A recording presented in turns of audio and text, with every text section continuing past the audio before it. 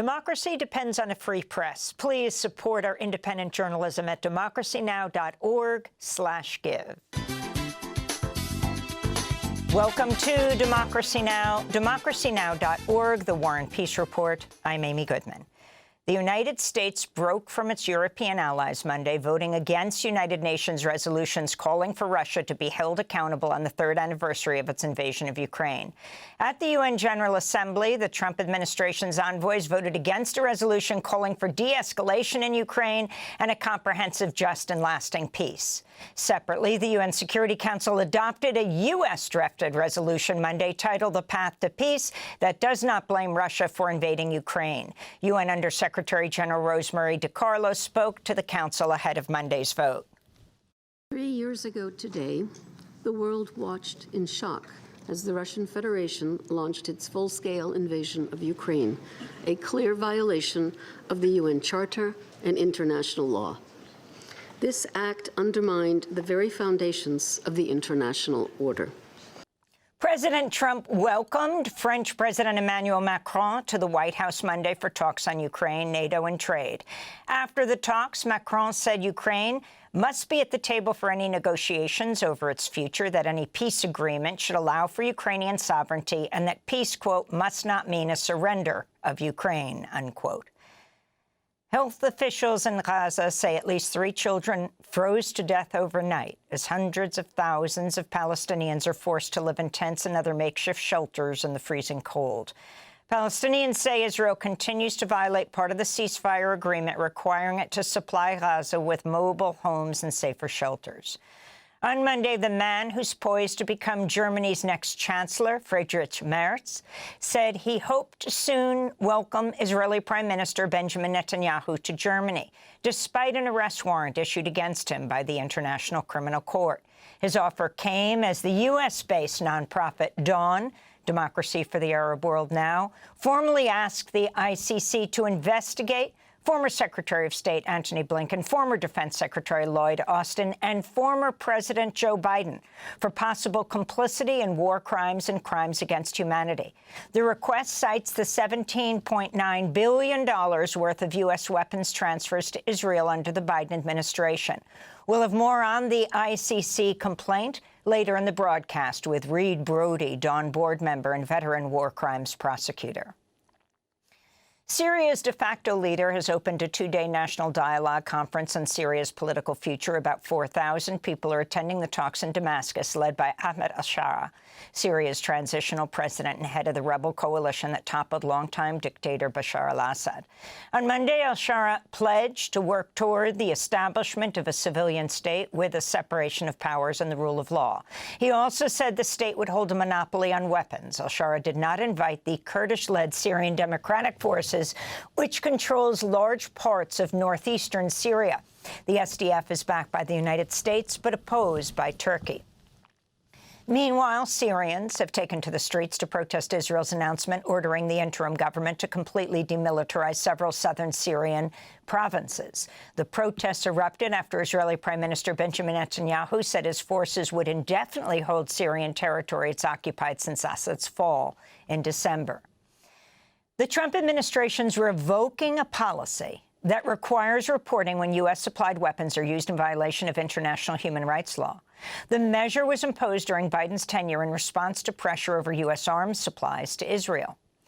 Senator Bernie Sanders said Monday he'll move to block the sale of $8.5 billion in U.S. weapons to Israel. Sanders, who also fought against U.S. arms supply to Israel under President Biden, said, quote, "It would be unconscionable to provide more of the bombs and weapons Israel's used to kill so many civilians and make life unlivable in Gaza," the senator said.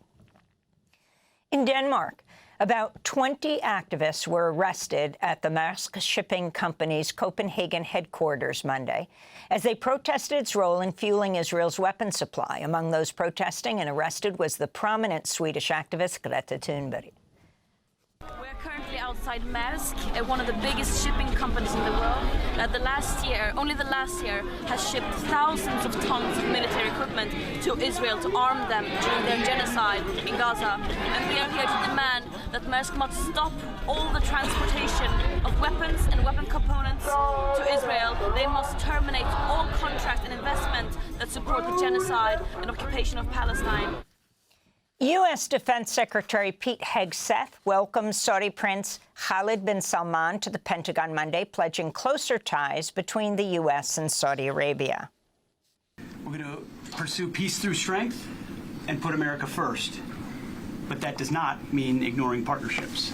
And in fact, it requires greater attention to the ones that matter the most. And our partnership with Saudi Arabia matters a great deal.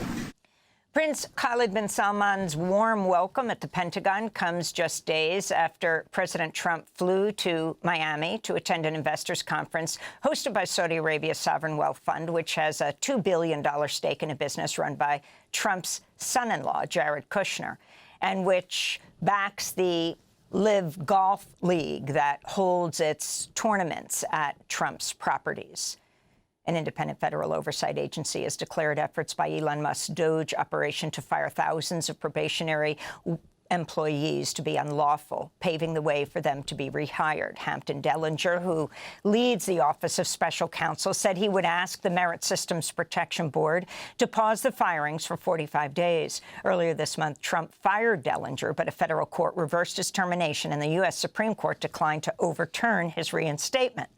On Monday, the Department of Veterans Affairs said it had fired another 1,400 workers after about 1,000 other workers were fired from the VA earlier this month. Meanwhile, the Washington Post reports the Trump administration plans to slash the Department of Housing and Urban Development in half, from about 8,300 workers to just over 4,000.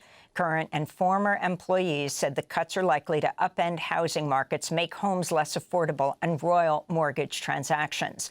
On Monday, TV screens throughout HUD's headquarters were apparently hacked to show a looped video, clearly AI-generated, portraying President Trump kissing the feet of Elon Musk. The video was labeled, "Long Live the Real King." U.S. postal workers were joined by union leaders and fellow workers Monday as they rallied against Trump's reported plan to place the historically independent Postal Service under control of the Secretary of Commerce. Workers and customers warned the move could be the first step in privatizing the U.S. Postal Service. Among other things, that could lead to addresses in more remote rural areas not being serviced, but any major changes to the USPS would legally require congressional approval. This is Brad Renfro, president of the National Association of Letter Carriers Union. This administration has no interest in protecting public service, working people, or really the public good. They want to throw us away and create an unreliable, inefficient, expensive private delivery service. And what do we say to that? Hell no! The Trump administration's halted efforts to jail immigrants in tent camps at Guantanamo Bay over concerns the makeshift facilities don't meet basic detention standards. Trump officials had planned to build the tent structures to detain an anticipated 30,000 immigrants apprehended at the U.S.-Mexico border. This comes as Defense Secretary Pete Hegseth is traveling to Guantanamo today, his first visit to Guantanamo since his confirmation. Hegseth was previously based in Guantanamo, where he served as an Army National Guard. We'll have more on Guantanamo later in the broadcast. In more immigration news, the Trump administration's directed ICE, Immigration and Customs Enforcement, to track down and deport hundreds of thousands of immigrant children who came to the U.S. without their parents. When children migrate to the U.S. alone, they're usually placed in the custody of Health and Human Services and the Office of Refugees Resettlement, which are both now overseen by Robert F. Kennedy, Jr., raising concerns from advocates of further abuse and rights violations. Here in New York, Mayor Eric Adams on Monday announced the city would be shutting down the Roosevelt Hotel shelter for asylum seekers. The site's housed some 173,000 immigrants since it opened in May of 2023 in response to the thousands of asylum seekers who were bused to New York City from the southern border. We are announcing that the Roosevelt Hotel, which has served as both our asylum arrival center and a humanitarian emergency response and relief center for nearly 2 years, will be closing in the coming months.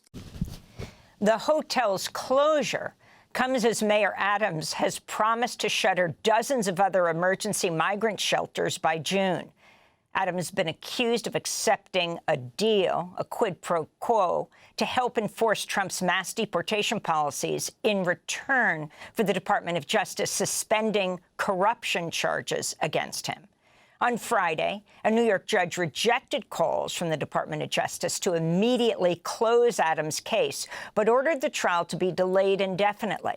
Adams on Monday shrugged off mounting demands for New York Governor Kathy Hochul to remove him from office, which Hochul said last week she would not do.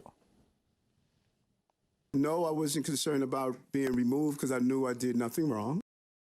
Farm worker and environmental groups are suing the Trump administration over its removal of climate change-related information on the USDA's website.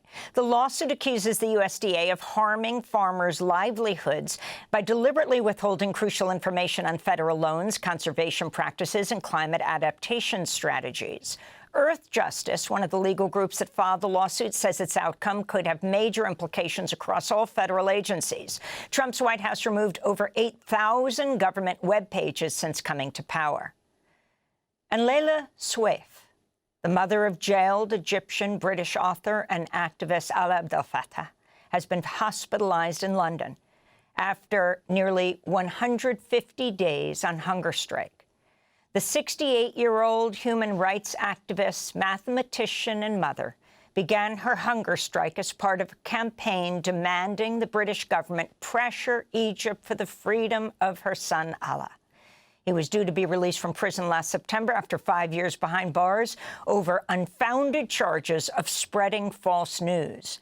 But Egyptian authorities have refused to count more than 2 years Alaa spent in pretrial detention toward time served, meaning Alaa likely won't be released until 2027. Professor Layla Swaif has lost nearly 70 pounds, consuming nothing but herbal tea, black coffee, and rehydration salts since last September. To see our interviews with Layla Swaif and Alaa Abdel Fattah, go to democracynow.org. And those are some of the headlines. This is Democracy Now!, democracynow.org, The War and Peace Report. I'm Amy Goodman in New York, joined by Democracy Now!'s Juan Gonzalez in Chicago. Hi, Juan. Hi, Amy, and welcome to all of our listeners and viewers across the country and around the world.